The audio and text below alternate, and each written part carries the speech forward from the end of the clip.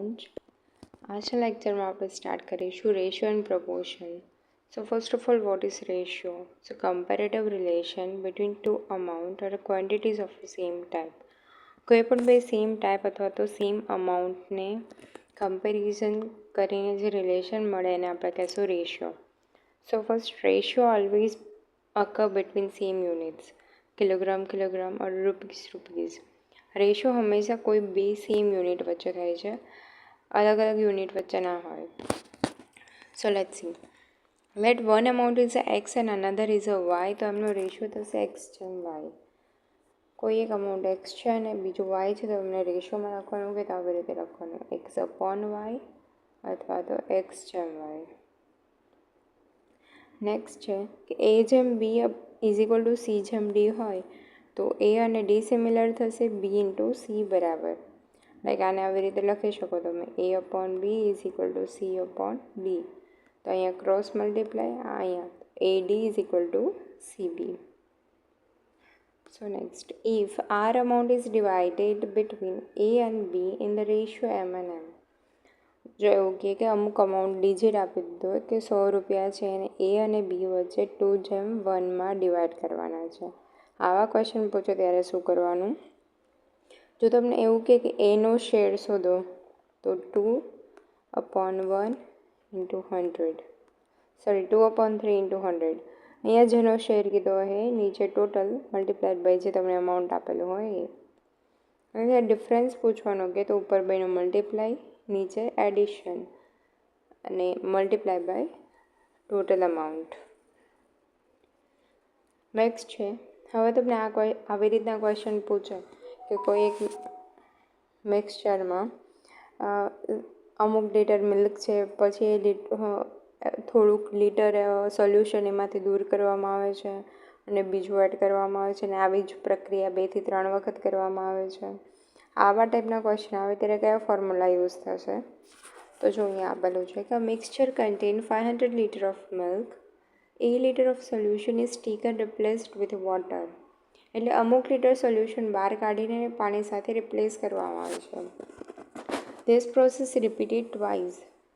આ 2 વાર કરવામાં આવે છે. એકવાર થઈ ગઈ છે ત્યારબાદ બે વાર કરવામાં આવે છે.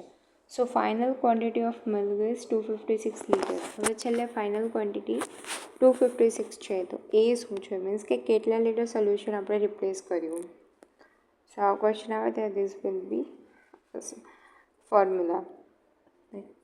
Final quantity is equal two initial quantity into 1 minus જે ક્વોન્ટિટી રિમૂવ કરેલી હોય એ અપોન ઇનિશિયલ ક્વોન્ટિટી અને અહીંયા હોલ સ્ક્વેર ઉપર એન આવશે. એન એટલે તમે જેટલી વાર પ્રોસેસ કરો એ. ઓકે. સો નેક્સ્ટ, હવે ક્વેશ્ચન છે કે ઇફ એ જેમ બી ઇઝ ઇક્વલ ટુ 7/9, બી જેમ સી ઇઝ ઇક્વલ ટુ 15/7, તો એ જેમ સી શું થશે? એ બી બી સી આપેલા છે ને તમારે એ સી શોધવાનું છે. જ્યારે રીતે ત્રણેય આપેલા હોય ને ત્યારે પહેલાં બધાને સરખા કરી દેવાના. એ બી સી લખીને એ અને બીનું લખી દેવાનું 9. કાંઈ નથી તો પાછળનો અંક રિપીટ થશે. એવી જ રીતે બી સીમાં 15 અને 7. આગળ કશું જ નથી તો આ 15 અહીંયા રિપીટ થશે. ત્યારબાદ બધાનો મલ્ટીપ્લાય કરી દેવાનો લાઈક ધીસ. હવે આપણને એ અને સીનું કીધું છે. એ બરાબર 105, સી બરાબર 63. આ રેશિયો. નેક્સ્ટ, અલ્ટરનેટ મેથડ પર છે આની કે તમે આ રીતે લખી શકો 7/9 is equal to multiplied by 15/7. તો 7 7 ઉડી ગયા. અહીંયા આવશે 3 3 ઝા 9, 3 5 ઝા 15. તો આન્સર વિલ બી 5/3. આ રીતે બી કરી શકાય, બટ બેટર છે કે તમે આ રીત આ રીત ફોલો કરો, બિકોઝ આ બહુ બધે કામ આવશે. ઓકે. નેક્સ્ટ કે અહીંયા છે કે ₹6,200 is divided into 3 part proportional two 1/2, 1/3, 1/5. એટલે કે 6200 રૂપિયા છે એને 3 ભાગમાં વહેંચવામાં આવે છે. કેટલા એના પોર્શન આપ્યા છે કે પહેલાં એના 1/2 પાર્ટ કરવામાં આવે છે, ત્યારબાદ 1/3 અને ધેન 1/5. તો હવે કેટલા આવશે? તો કંઈ નહીં, પહેલાં બધાનો એલસીએમ લઈ લેવાનો. 2 3 5નો એલસીએમ થશે 30. હવે આપણે એનું સાદુરૂપ આપી દેવાનું કે 1/2 × 30. તો ફર્સ્ટ પાર્ટ એટલે 15, સેકન્ડ એવી જ રીતે 10 આવશે અને થર્ડ 6. ધેન એ બધાનો ટોટલ થશે 31. તો હવે તમારે ફર્સ્ટ પાર્ટ કેટલો છે એ જોવું હોય તો 15 / 31 × 6200, જે આપણે આગળ જોયું હતું એ. જ્યારે આપણે ઇન્ફોર્મેશન જોતા હતા રેશિયો પ્રપોર્શનની, ત્યારે મેં જે એક્ઝામ્પલ લીધું હતું 100વાળું, એ 1 2 વાળું, એ રીતે છે. So let's move to next. આ રીતે સેકન્ડ અને થર્ડ, સેકન્ડ માટે 10 / 31 × 6200, અને થર્ડ પાર્ટ માટે પણ એ જ રીતે. So next, ratio of A to B નો રેશિયો આપેલો છે 4:5, B થી C નો 2:6, અને એવું કીધું છે કે A = 800. તો C બરાબર શું? તો અહીંયા આપણે પહેલાં બંનેના રેશિયોને ઇક્વલ કરી દેવાના, જે મેં ઉપર મેથડ કીધી હતી આ રીતે. 4 5 5 અને 2 3, તો આગળ 2, પછી બધાને મલ્ટીપ્લાય કરી દો. પછી તમને 8x = 800 આપ્યો છે, તો 15x = કેટલા? તો it should B 1500. Done. Easy જ છે, બટ ક્યારે કઈ મેથડ યુઝ કરવી એ જોઈ લેવાનું. સો નેક્સ્ટ, કે among 132 examies of school, ratio of successful to unsuccessful is 9:2. Had 4 more students passed, then ratio of successful to unsuccessful would be. હવે એવું કીધું છે કે 132 સ્કૂલમાં એક્ઝામી છે, એટલે કે સ્ટુડન્ટ છે, એમાંથી સક્સેસફુલથી અનસક્સેસફુલનો રેશિયો 9:2 છે. હવે 4 મોર સ્ટુડન્ટ પાસ થાય તો રેશિયો શું બનશે? તો પહેલાં તો સક્સેસફુલ કેન્ડિડેટ કેટલા છે અને અનસક્સેસફુલ કેટલા એ જોઈ લેવાનું. નવ સક્સેસફુલ સ્ટુડન્ટ માટે એમનો રેશિયો છે 9. ટોટલ થાય 9 + 2 11. તો 9/11 × 132. તમને સક્સેસફુલ સ્ટુડન્ટ મળી જશે 108. એવી જ રીતે અનસક્સેસફુલ મળશે 24. હવે એવું કીધું છે કે 4 જણા પાસ થાય છે, એટલે સક્સેસફુલમાં 4 એડ થાય તો ફેલિયર, એટલે કે અનસક્સેસફુલમાંથી 4 માઇનસ થશે, તો 108 + 4 24 - 4. પછી તમને જે ઇક્વલ ટુ મળે એમનો ratio, it is our answer, successful to unsuccessful.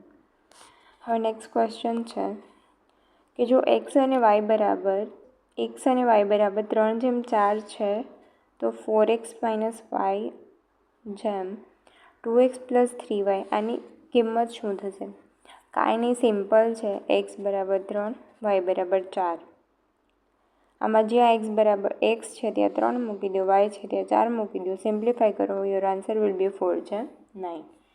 ખાલી એટલા માટે પૂછેલો છે કે જ્યારે ક્વેશ્ચનમાં એક્ઝામમાં પૂછે તો તમને લોકોને એવું ના લાગે કે આવું કંઈક કર્યું જ નથી.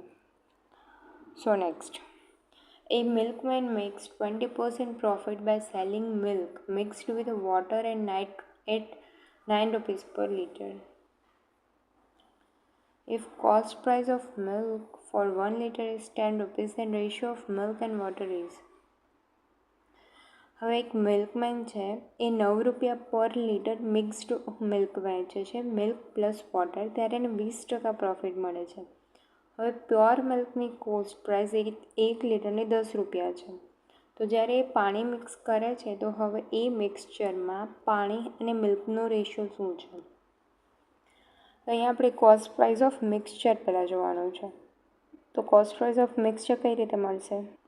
અહીંયા આપણને પ્રોફિટ આપેલો છે 20%, લાઈક 120, એક મિનિટ, કે 120% એ 9 રૂપિયામાં વેચે તેને 20% પ્રોફિટ થાય છે, રાઈટ?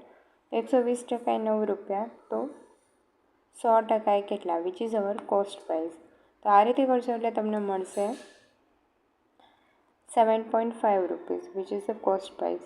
નાઉ એલિગેશન મિક્સચરની રીત કરીએ કે મિલ્ક 10 રૂપિયા પર લીટર જ છે, તમે એક્સ્ટ્રા પાણી એડ કરો છો એટલે મિલ્ક ઓછું જોઈએ છે. મિલ્કની પ્રાઇસ તો 10 જ હશે અને વોટરની કોઈ જ પ્રાઇસ નથી. મિક્સચરની પ્રાઇસ છે 7.5, તો 10માંથી 7.5 જાય એટલે 2.5, 0 - 7.5 એ 7.5. હવે તમને રેશિયો મળી ગયો milk two વોટરનો. 7.5/2.5. Next. Now next question.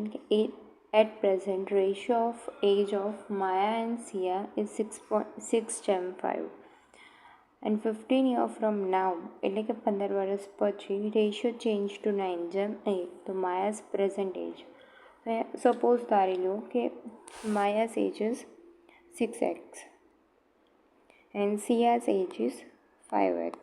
Okay, 15 વર્ષ પછી એટલે કે 15 વર્ષ એમાં એડ થશે. 6x + 15/5x + 15 = 9:8.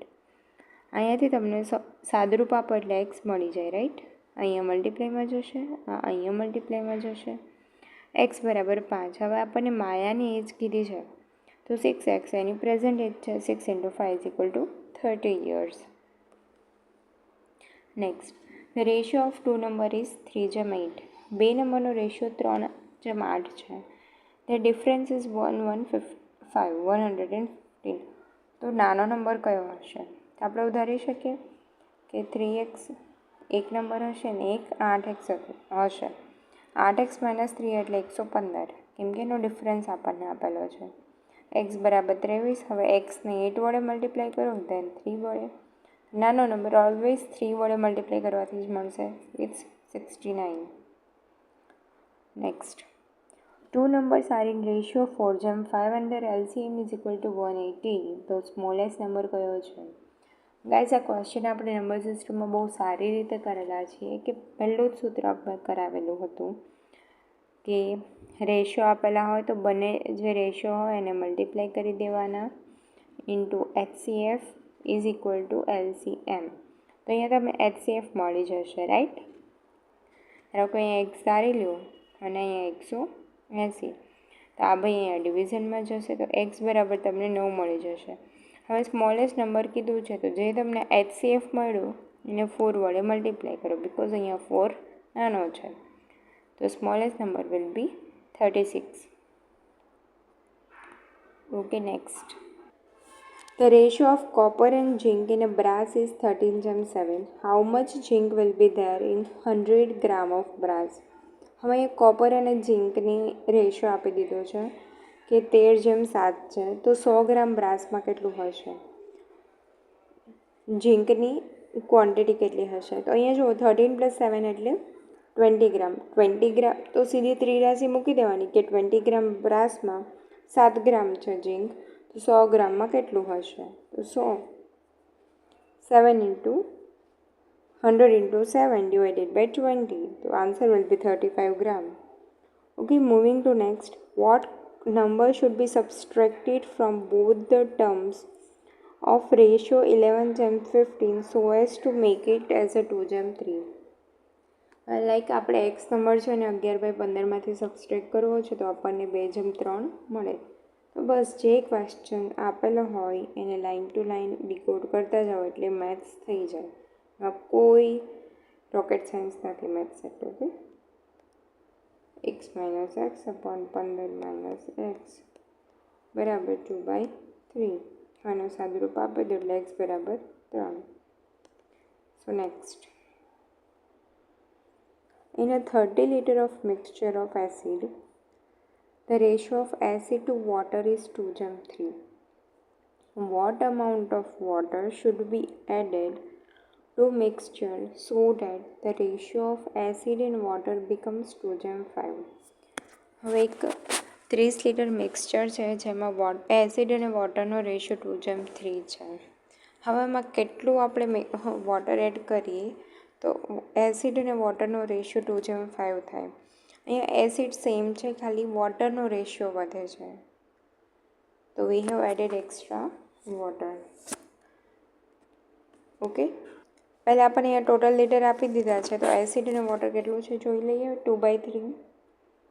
એસિડ માટે 2 ટોટલ થશે 3 + 2. એક જ મિનિટ. હા, 5. તો 2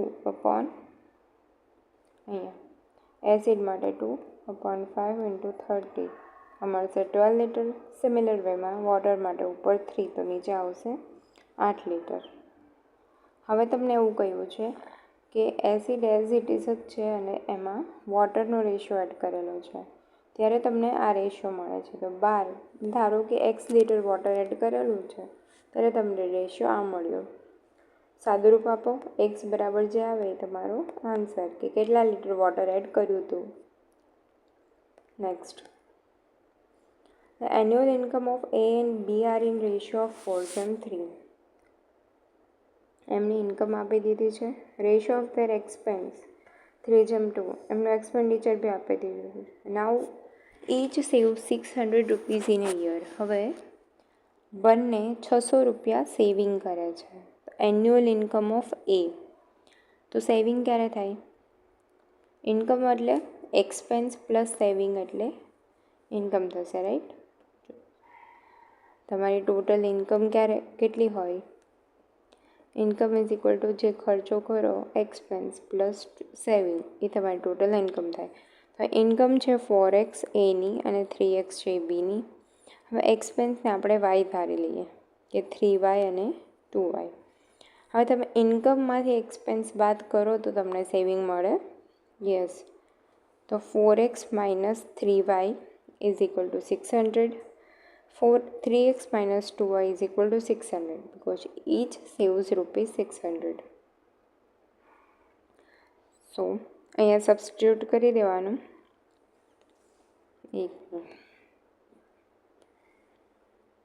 હિયર કે બંને 600 છે તો આ ભાઈ ઇઝ ઇક્વલ ટુ સામે સામે બરાબર સરખાવી શકાય.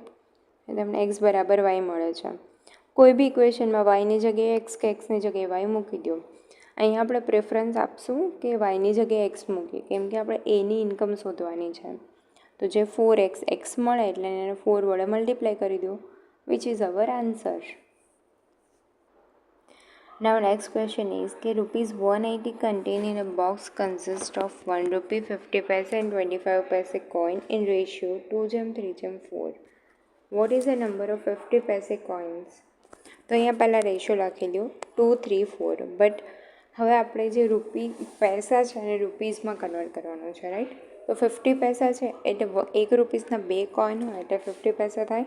તો ઇટ ઇઝ ડિવાઇડેડ બાય 2, કેમ કે આપણે કીધું હતું કે રેશિયો એકબીજાના સેમ યુનિટમાં થાય, અલગ અલગ યુનિટમાં ના થાય. એટલે જો 3/2 પછી જે 25 પૈસા છે એને 4 વડે ડિવાઈડ કરવાનું. વાય? બિકોઝ કે 4 વાર 25 પૈસા ભેગા કરો ત્યારે તમને ₹1 મળે. તો આ બધા હવે રૂપીઝના ફોર્મમાં કન્વર્ટ થઈ ગયા. હવે આમનું સિમ્પ્લિફિકેશન માટે એલસીએમ લઈ લઈએ. It should B 4:3:2. Yes. Now value of 50 પૈસા કોઇન્સ કીધું છે આપણને. તો 50 પૈસા કોઇન્સ કેટલા છે? 3. ટોટલ કેટલા થશે? 9. તો 180 રૂપીઝ છે. વેલ્યુ કીધી છે, ટોટલ નંબર ઓફ કોઈન નથી. What is the number of 50 પૈસા કોઇન્સ? તો અહીંયાથી આપણને વેલ્યુ મળશે, રાઈટ? કે 3/9 into 180 is equal two 60 rupees. 60 rupees એટલે કેટલા કોઈન હશે? 50 પૈસાના 2 કોઈન ભેગા થાય ત્યારે ₹1 બને. તો 60 રૂપિયા માટે એના ડબલ હશે. It should be 120 coins. Okay. Now next, if sum of money is to be divided among A, B, C. હવે કોઈક મનીનો એક સમ આપેલું છે અને આપણે A, B, C વચ્ચે ડિવાઈડ કરવાનું છે. A share is equal to twice B share. બીના જે શેર છે એના કરતાં એના 2 ગણા છે. આના ઉપરથી તમે એક ઇક્વેશન બનાવી શકો. એક minute. A/B is equal two 2/1, right?